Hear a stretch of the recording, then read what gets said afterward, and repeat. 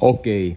Alam po ba ninyo minsan, mahirap din po yung teacher ka ng Bible kasi sometimes may mga stand ka na kailangan ingatan mo ang paliwanag. Hindi yung komo sinabi mo na tapos mag-i-stand ka halimbawa. Ganito, let me give you an example. I hope naintindihan nyo po ito kasi importante po ito. Makinig po tayong mabuti. May preterist, di ba?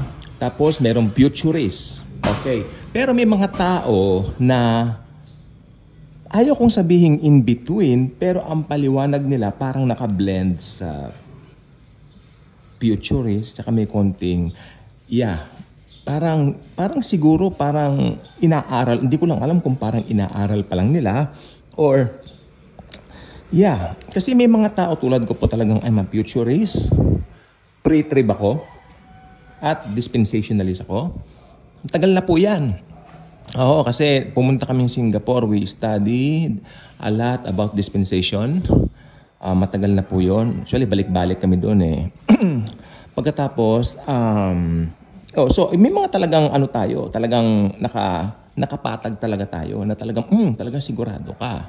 Okay. So, hindi ako premillennialist, hindi ako preterist, I'm a futurist. Kasi ang dami na nagpaliwanag sa akin yan, no? Mga seminars and all that, talagang makikita mo talaga yung truth. Kasi before that, wala akong stand. At ayaw kong pag-usapan hanggat maaari. Oo, gugulo tayo kasi more on dapat sa blessing, sa grace of God. Kasi matagal na po namin inaral yung grace of God, no? And tuwing may mga Bible studies kami dati, nahirapan nga akong ipasok yung grace of the Lord kasi during that time, medyo iba rin yung lakad namin before grace. Nandun pa yung pumapadyak-padyak pa kami, pinipilit namin ng Diyos. No? Hindi namin alam na blessed na kami. Pero nung pumasok po yung grace, gumanda po ang lahat. Pero, aminin ko po, hindi pa ako nag-aral ng eschatology that time kasi sabi ko, mas maganda pag-aralan tong grace kasi sigurado ka dito. Samantalang dito magulo. Ako yung pag-aaral nga nito. Not until nakapag-aral po kami at yung dispensation nga po ang as a dispensationalist, talagang nandito po talaga yung katotohanan ng pre-trib ako. Stand ko yan. Futurist. Okay. Ngayon, mga premillennialism, medyo iba po ang yan kasi mga preterist yan eh. Kumbaga sabi nila, nangyari na raw po lahat noon. At marami silang sinasabi na yung paghahari daw ni Kristo, parang matalinghaga lang o parang, anong tawag dito? Parang spiritual. Yun is yung tamang term. Punta po ako sa taas kasi maano dito. May maingay. Wait lang po. So, ang view regarding sa rapture, pasok na po tayo sa topic natin. Ang view regarding sa rapture ay siguro similar po dito. Dahil unang-una sa rapture, wala talaga siyang senyales. Wala po siyang signs. Oo, kasi sabi ni Jesus, I will go up and prepare a mansion for you. Di ba? Tapos, pag nagawa ko na yung kanya, I will take you unto myself. So, ayan po, rapture verse yan. Ayun lang po sinabi niya. Tapos, may mga verses po sa rapture na dalawa naglalakad, tapos kinuha yung isa. Alam niyo, ibig sabihin nun, wag sana walang mamiloso po. Ano po? Bawas na dalawang tao, mag-asawa. Isang believer, isang unbeliever. Natural yung believer ang imamagnet. Yung believer ang kukunin. Maiiwan yung unbeliever. Ganun po ang usapan doon. Wala pong ibang paliwanag doon. O sabi niya, dalawa dito, magkasama. Papaanik yung isa, kukunin yung isa, maiiwan ang isa. Di po ba? So, sa rapture po, wala po siyang senyales. Pero bakit? Ito na po, pasok na po tayo. Yung 2024, ba't ang daming naniniwala na ngayon na talaga? Unang-una po kasi ang init na po ng panahon. Sumobrang init ang panahon. Sumobra yung global warming. July, kagabi, alas 6:30, pag nakadungaw po yung araw. So, yung mga pangyayaring ganyan, yung mga pagbabagong ganyan, ayaw ko sabihin senyalis siya, pero talagang kahit pa paano yung makikita ka rin, ang laki ng changes. Pero yung rapture, biglaan yan. Imminent yan sinabi niya. Pero kasi ang rapture, hindi po siya prophecy. Ulit-ulitin natin yan. Ang rapture po ay isang revelation kay Paul. Dahil si Paul, apostol sa mga hentil. Okay? At ang rapture para sa mga hentil at hindi para sa mga Hudyo.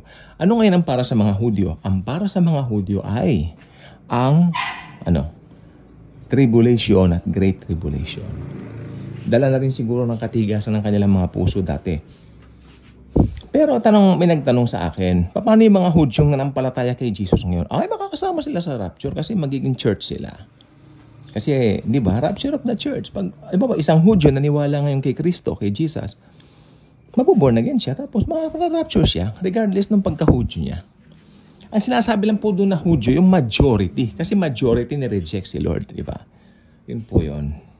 So, ako rin po talaga yung sign of the times. Talagang, kanina nga po nakaupo ako, nanonood ako ng sa YouTube. Pero wala naman ako dun sa pinapanood ko kasi naiisip ko lang, ano ba talaga ang nagbago?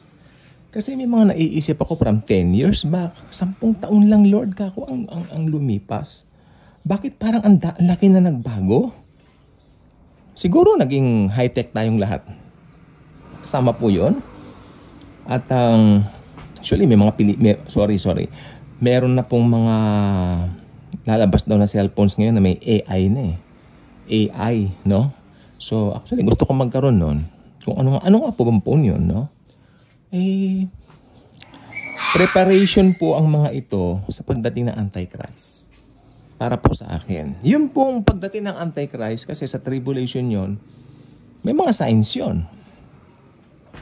Ang may signs pala, ang second coming. Isa sa mga signs ang Antichrist, third temple, abomination of desolation, di ba? Mga ganyan. May signs ang second coming. Pero itong rapture, wala po siyang senyales. Pero tignan nyo naman, mainit ang panahon, ganyan.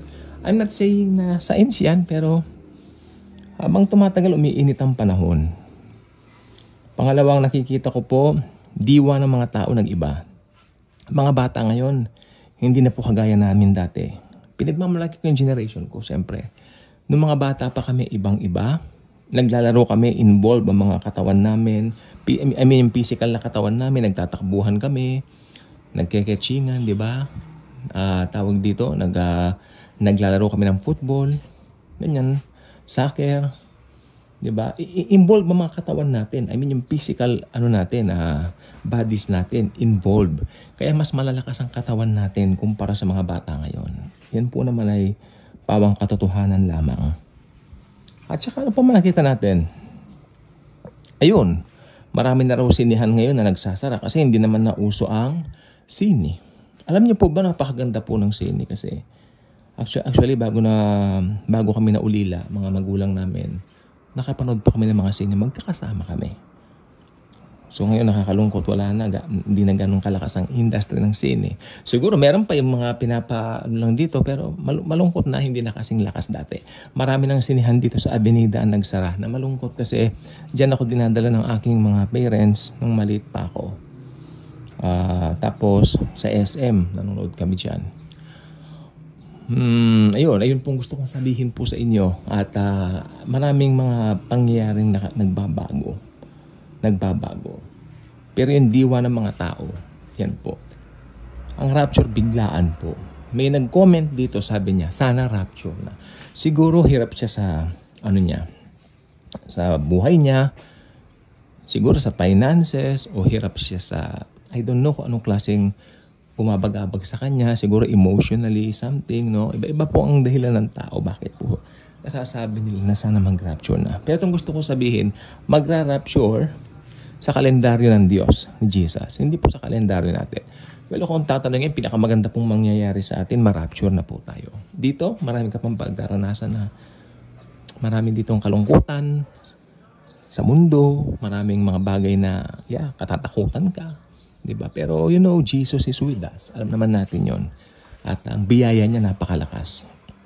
Sabi nga, greater is He who lives in us than He who lives in the world. So, Rapture 2024, and I'm hoping mag-rapture na. Kita-kits na lang po tayo niyan doon. Okay. See ya. And Jesus truly loves us all. Hopefully. rapture na.